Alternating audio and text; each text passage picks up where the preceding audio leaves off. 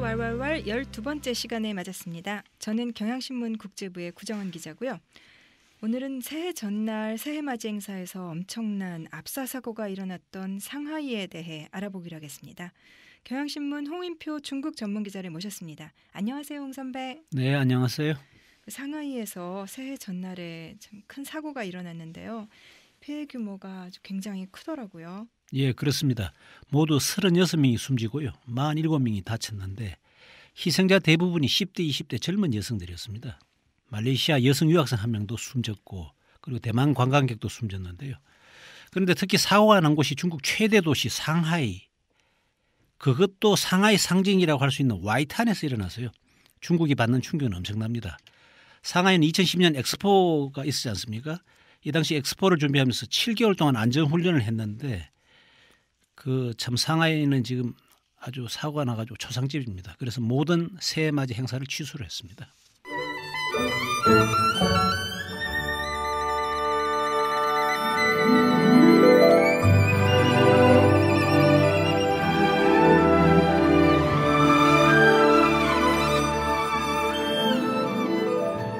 그럼 그 사고 경위를 좀 알아볼까요? 그 원래 외신들을 통해서 전해지기로는 누군가가 그 가짜 달러를 빌딩에서 뿌렸고 그래서 일어났다 이렇게 전해졌는데 중국 경찰의 조사 결과는 이것과는 좀 거리가 있더라고요. 예, 그렇습니다. 지금 중국 상하이시 경찰 현장 조사 결과를 발표했는데요. 사고 당시에 인근 건물에서 이른바 가짜 달러가 뿌려진 것은 사실이지만은 압사 사고가 일어난 다음에 생겼다는 겁니다. 그러니까 압사 사고는 2014년 12월 31일 밤 11시 35분에 일어났고 와이탄의 한 술집에서 가짜 달러 뿌린 거는 11시 47분이라는 거죠. 그러니까 12분 뒤에 그런 일이 있었다는 거고요. 그리고 결국 사고 직후에 일부 목격자들이 가짜 달러를 누군가 뿌리면서 일시적으로 군중들이 몰려서 압사 사고가 일어났다 이렇게 얘기를 했는데 이과는 지금 상당한 차이를 보이고 있습니다. 그래서 지금 경찰 얘기는 일시적으로 군중이 쏠리면서 사고가 났다 이렇게 밝히고 있습니다. 가짜 달러와는 상관이 없고 가짜 달러를 살포한 것은 오히려 그 나중에 일어난 일이다라는 건데요. 그렇죠. 또 그 경찰의 발표로는 사고가 난 곳이 돈을 뿌린 빌딩이 아니라 전망대 계단이라고 하는데 이게 무슨 얘기인가요? 네, 사고가 난 것이 가짜 달러가 뿌려진 건물 앞 도로가 아니라는 겁니다. 그러니까 와이탄 전망대하고 그리고 천이광장이라는 게 있는데 그거하고 연결하는 일부 계단 부분에서 사고가 났다는 건데요. 이 와이탄 전망대라는 것은 뭐냐면은 천이광장 지면에서 3m 내지 4m 높이로 설치를 해가지고요. 그리고 길이는 1,500m입니다. 너비는 30m. 이어져 가지고 황푸강 경치를 한눈에 볼 수 있도록 만들어 놓은 건데요. 그러니까 계단을 내려와야 천이광장에 내려갈 수 있거든요. 사고 당시에 전망대 사람들이 가득 찼고 힘들게 움직이는 상황에서 서로가 부딪혔다는 겁니다. 이 위에서 내려오는 사람들, 아래에서 올라가는 사람들 서로 부딪히면서 일부가 넘어졌고 그 상황에서 상대적으로 힘이 약한 여성들이 넘어졌고 대부분이 숨졌다. 이렇게 경찰은 추정하고 있습니다. 사고 경위야 뭐 좀 더 경찰이 조사를 하면은 구체적인 상황이 드러나겠지만은 돈을 뿌려서 그런 일이 벌어졌건 아니면 그냥 사람들이 좀 많이 몰리다 그랬건 간에 참 중국이 그동안 많이 성장을 했고 뭐 세계적인 강대국이라고 하잖아요. 근데 경위가 어쨌건 간에 이번 압사 사고는 우리가 흔히 말하는 참 후진국형 참사다 이렇게 볼 수 있을 것 같은데요. 지금 책임 공방도 벌어질 것 같은데 이건 참 누가 책임을 져야 되나요? 예, 그렇습니다. 이번 사고 같은 경우는 후진국형 참사이면 틀림이 없고요. 그래서 남을 배려하지 않는 무질서, 그다음에 돈을 쫓는 배금주의가 안전물감정을 가져왔다. 이런 말이 나오는데 이거는 사실은 가짜 달러를 서로 차지하려고 밀치다가 사고가 났을 때는 이런 분석이 가능한데 지금 이게 사실이 아니라면은 이런 분석이라는 게 아무런 의미가 없죠. 그렇죠. 그래서 지금 나오는 얘기는 상하이 경찰이 이제 가장 큰 책임을 져야 한다는 건데요. 원래 중국은 사람이 많은 곳이지 않습니까? 예. 그러니까 사회 질서 유지를 위해서 이제 노력을 해야 되는데 상하이 경찰이 충분한 인력 배치를 못했다는 거고요. 지금 나오는 건 이제 현장에 한 700명 정도를 배치했다는데 문제는 경찰 병력이 너무 적다 보니까 현장 출동에 시간이 5분에서 8분 정도 걸렸고요. 그러다 보니까 이른바 골든타임을 놓쳤다는 겁니다. 그래서 희생 숫자가 늘어났다. 이런 지적이 있는데 경찰의 방심 이것이 가장 큰 문제였다. 그러니까 경찰의 가장 큰 책임이다. 이렇게 말씀드릴 수 있겠습니다. 예, 지금 저희 그 베이징 특파원이 보내온 기사들을 봐도 그렇고 지금 이 행사가 뭐 한 30만 명씩 이렇게 수십만 명이 몰리는 행사였다고 하는데 사실 뭐 미국 뉴욕의 그 타임스퀘어라든가 뭐 영국 런던의 그 템즈 강변 이런 데 여러 곳에서 세계 곳곳에서 신년 행사를 하잖아요. 근데 그런 곳들에는 많은 사람들이 몰려도 이런 안전사고가 거의 일어나지 않는데 이 상하이시 당국이 그 경찰을 700명 정도밖에 배치를 안 했다고 하는 것도 좀 이해가 안 가거든요. 왜 이렇게 준비를 제대로 안 하는 상황이 됐을지 그것도 참 의문스럽고요. 그거는 이제 이렇게 설명할 수 있습니다. 이게 참 공교로운 일인데요. 2013년 12월 31일에 새해맞이 행사에는 와이탄에 30만 명이 몰렸습니다. 예. 그래서 불꽃 행사를 해가지고 엄청나게 몰렸는데 상하이 시에서 생각해 보니까 이렇게 30만 명이 몰려서는 사고가 날 수 있겠다 해가지고 사실은 2014년 12월 31일은 그 행사를 취소를 했습니다. 아하, 오히려 그렇게 사람들이 많이 몰릴까봐 행사를 취소를 하면서 경찰 배치를 줄였다는 건가요? 줄였죠. 그래서 이 사람들은 사실은 공식 행사가 없기 때문에 이 정도면 괜찮겠다 싶었는데 사람들이 그 행사가 취소된 걸 몰랐어요. 그래서 와이탄이라는 게 상하이의 대표적인 명소고 일단 거기가 일이다 하면 거기서 다 몰리니까 이번에도 사람들이 거기에 몰린 거예요. 막상 몰리다 보니까 그래서 이번엔 어떻게 됐냐면은 그 와이탄은 와이탄인데 와이탄 구석에 한 2,000명 정도가 입장할 수 있는 그런 불꽃놀이 쇼를 갖다가 준비를 했는데 그것은 민간 차원에서 상하이 시정부와는 관계없이 민간 차원에서 그 일이 벌어진 거거든요. 그러다 보니까 경찰이나 시나 이렇게 많은 사람들이 한꺼번에 몰릴 줄 몰랐다는 이런 설명을 드릴 수 있겠습니다. 그래서 뭐 상하이에서 뭐 하인리 법칙 이런 얘기도 나오는 모양이죠. 예, 그렇습니다. 이 하인리 법칙은 미국의 보험사에서 일했던 하인리라는 사람이 발견을 했는데요. 한 건의 대형 사고가 나기 전에는 29건의 크고 작은 사고가 나고 그다음에 300건의 이상 징후가 보인다는 거지 않습니까? 그래서 사실 평소에 나타난 문제 징후를 찾아내고 관리해야 일단 대형 사고를 막을 수 있다는 건데 이번에도 사실은 지금 말씀드린 대로 1년 전에 30만 명이 몰렸기 때문에 이게 문제가 될 수 있겠다 해서 이번 행사를 취소를 했는데 공교롭게도 사람들이 그걸 홍보가 제대로 안 돼가지고 사람들이 그걸 몰랐던 거죠.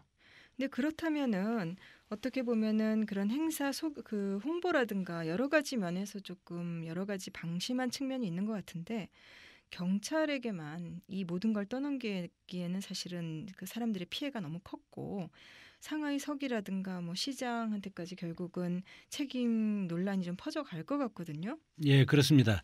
이 지금 상하이의 최고 책임자가 이제 한정이라고 하는 시 당석인데 이분은 당중앙 정치국원입니다. 그러니까 굉장히 높은 자리로군요. 그렇죠. 네. 이 상하이 서기라는 자리는 여기만 거치면은 거의 예의 없이 중앙정치국 상무위원이 되는 그러니까 현직에 있을 때는 중앙정치국 위원이 되었다가 조금만 여기서 이제 사실 대과 없이 끝내기만 잘하면 중앙정치국 상무위원이라는 최고 지도부로 가는 그런 아주 중요한 요직입니다. 지금 이 한정석이는 이제 25명으로 구성된 지도부 일원이고 그런데 이번 사고가 정치적으로 굉장히 타격을 안겨줄 수 있습니다. 그러니까 사태 수습을 어떻게 하느냐에 따라서 이분의 운명이 이제 이분의 정치적 운명이 걸렸다고 볼 수 있는데요. 이 한정석이는 참 상하이에서만 관료 생활을 했는데 그동안 우여곡절이 많았습니다. 2006년에 이분이 이제 2003년부터 상하이시 시장을 했는데요. 2006년에 자기 상급자인 상하이 시당서기가 그 당시 천양위라는 분이 비리 혐의로 걸려가지고 구속이 됐거든요. 그 당시에 시장이었으니까 사실은 위에 모시던 상급자가 비리 혐의로 구속됐으니까 이분도 같이 패키지로 날아가는 건 아니야 이런 얘기가 있었는데 그때 그 고비를 무난히 넘겼고 그 천양위 서기의 후임자가 바로 시진핑 주석이었어요. 아하. 그래서 시진핑 주석을 갖다가 한 1년 정도 한 10개월 정도 잘 모셔가지고 그분을 갖다가 일단 중앙정치국 상무위원으로 잘 모시고 난 다음에 그 후임자가 위정성이라는 예, 신문에서 많이 네, 듣던 그 위정성 얘기네요. 예. 후배성 서기 하던 분이 이제 상하이시 서기로 왔어요. 그런데 그때만 하더라도 또 위정성 서기가 이 한정시장을 갖다가 다른 데로 내보내고 다른 사람하고 이제 파트너로 할 거다 이렇게 생각했는데 의외로 위정성 서기는 한정시장이 오래 했으니까 한정시장하고 손을 잡고 계속 있었단 말이죠. 위정성 서기가 2012년에 정치국 상무위원을 가면서 그 자리를 갖다가 한정시장이 이어받았습니다. 그러니까 이분은 2003년부터 2012년까지 상하이 시장만 무려 9년을 한 아주 경력이 있는 시장이었는데요. 그런데 이제 상하이 시장은 또 이제 누구냐 하면은 양슝이라고 해서 우리말로는 양웅이라고 하는 분입니다. 이분은 중앙위원도 아닌데 시장이 됐어요. 그때 나오는 얘기는 장제민 전 국가주석이 이분의 후원자였다. 뭐 이런 얘기가 나왔는데 아무튼 이번 사고로 해가지고 시장이나 시 당석이나 둘 중에 한 분은 누군가 책임을 져야 되는 거 아니냐. 그러니까 시진핑 주석이 과연 어떤 식으로 결정을 낼지 주목할 만하다. 이렇게 말씀드릴 수 있겠습니다. 시 주석도 그렇고 그 방금 전에 말씀하신 그 장점인 전 국가주석 그런 인맥 얘기도 그렇고 그러고 보면 참 상하이라는 곳이 상하이 방이라고 그러나요? 이 중국에서 아주 중요한 그 인맥의 산실이잖아요.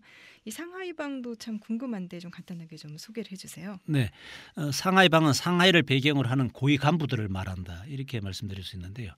그동안 상하이에서 성이나 시장 한 사람들이 다 잘 나가지 않습니까? 예. 그 장제민 전 주석 같은 경우는 1989년에 그 당시 그런 천안문 사태 때문에 이제 공산당 총수가 됐는데 그때까지 이분이 이제 상하이 시 당수기를 했던 거고요. 예. 그래서 이제 장제민 주석이 중앙에 진출하면서 공산당 총수가 되면서 상하이에서 같이 일했던 사람들을 많이 챙겼습니다. 예. 그리고 주룽지라든가 예. 또는 뭐 정칭홍이라든가 많은 사람들이 이제 그 장제민 주석이 잘 되기 때문에 이제 같이 중앙에 진출을 했는데 이런 분들을 통틀어 가지고 이제 상하이 방이라고 얘기를 하는데요.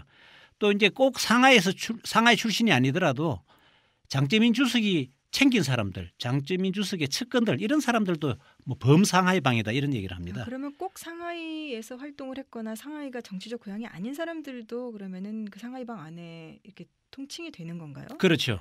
그래서 지금 현재 그 장더장이라는 전인대 상무위원장 보면은 이분은 사실은 상하이에서 일한 적은 없지만 장제민 전 주석이 챙겼다 해서 상하이 방에다가 분류하기도 하고요. 예. 또 류윈산이라고 중앙서기자 상무서기도 상하이에서 일한 적은 없습니다. 그렇지만 이분도 역시 장제민 주석이 많이 챙긴다 해가지고 상하이 방에 분류도 합니다. 그 시진핑 주석 같은 경우도 상하이 시 서기를 하면서 중앙정치국 상무위원으로 올라가는 일종의 스프링보드 역할을 했다. 이렇게 말씀드릴 수 있겠습니다. 저는 사실 중국에 그 베이징만 가봤고 상하이를 한 번도 못 가봐서 참 상하이란 도시가 워낙 크다고 하고 또 요즘 여행지로도 또 각광을 받아서 참 궁금한데요. 이 다시 그 사고 얘기로 돌아가면은 이 사고가 난 와이탄이라는 곳이 상하이의 상징이라고 소개가 되는데 그것이 좀 어떤 곳인가요? 예, 그 상하이는 그 황포강이라는 게 있습니다. 황푸강. 예. 그 황푸강을 중심으로 해가지고 서쪽은 포서 그리고 푸시라고 하고요. 그 동쪽을 갔다가 푸둥. 어디서 많이 들어봤죠? 푸둥. 예, 푸둥이라는 예, 게. 푸둥 거기가 바로 이제 포동입니다. 그러니까 포서 황포강의 서쪽이냐, 황포강의 동쪽이냐. 그런데 지금 여기 그러니까 그 동안은 황포강의 서쪽 푸시 지방이 이제 다 발전을 했었죠. 그럼 현대적으로 막 개발된 지역은 주로 이제 푸시 쪽인가요? 현대적 그래서 이제 뭐냐면 원래 개발되는 데는 푸시인데 지금 예를 들어 동방명주라는 탑이 있지 않습니까? 예. 동방명주 탑이라든가 그다음에 찐마오 따사라는 그 88층짜리 빌딩 초고층 빌딩은 푸동에 있습니다. 아하, 그러니까 푸시는 오래전부터 전통적으로 이제 집중이 되었던 곳이고 이제 현대 들어와서는 푸동을 집중적으로 개발을 해서 뭐 동방명주 탑이라든가 고층 건물들 사진 쫙 나오는 곳이 그러면 푸동이 되는 거군요. 그렇죠. 그러니까 지금 이번에 사고가 난 와이탄이라는 거는 푸시 그러니까 황포강의 서쪽에 있는 거죠. 서쪽에서의 그 서쪽 강변이니까 서쪽에 있으면은 푸둥에 있는 동방명주 탑이라든가 초고층 빌딩이 한눈에 보이지 않습니까? 그래서 와이탄의 전망대에서 강 건너 푸동의 이제 빌딩가들 스카이라인을 쫙 보면서 이제 새해를 맞으려고 했던 거군요. 그렇죠, 그렇죠. 그래서 지금 이제 와이탄에 보면은 아주 고색 창년한 서양식 건물이 많은데 이게 바로 1930년대 상하이가 세계에서 제일 잘 나가는 항구 도시였을 때 그때 홍콩의 HSBC 은행이라든가 세계적인 은행들이 거기다가 화려한 건물을 지었던 거죠. 그래서 그게 바로 와이탄을 상징하는 건물들이 그렇게 많습니다. 근데 상하이가 원래는 조그만 항구였다고 하는데 어떻게 해서 그렇게 중국 최대 도시로 발전을 할 수 있었던 건가요? 뭐 어떤 입지라든가 여러 가지 면에서 좀 좋았나요, 그 지역이? 그 지역이 이제 역시 결정적인 건 아편 전쟁이지 않습니까? 예. 아편 전쟁이 언제 일어났는지 모르시죠? 아십니까? 1840년. 1840 예. 그렇죠. 1840년에 시작해서 1842년에 끝났거든요.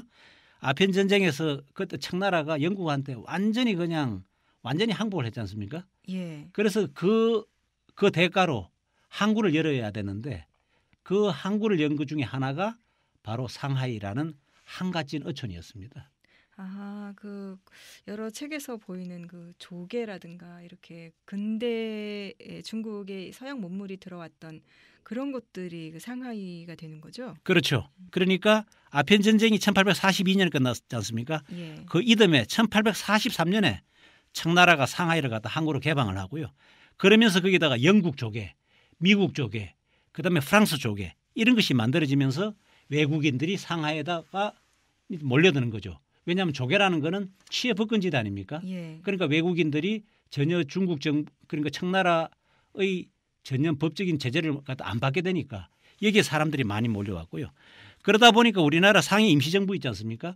여기도 바로 프랑스 조개에서 주로 이제 활동을 했고요. 예. 그러다가 이제 외국인들이 많이 몰리고 항구 도시다 보니까 무역의 중심지가 되고 그래서 경제가 발전하다 보니까 그 당시 국민당 정부는 1927년에 상하이를 갖다가 특별시로 출범을 시키고 중앙정부가 직접 이 행정을 갖다 담당을 하게 됩니다.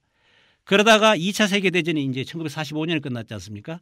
그 1945년 말에 그 당시 국민당 정부는 그 당시 영국 조개, 미국 조개, 프랑스 조개를 갖다가 그걸 갖다 접수를 해버립니다. 그래서 외국인들 갖다 다 내보내죠.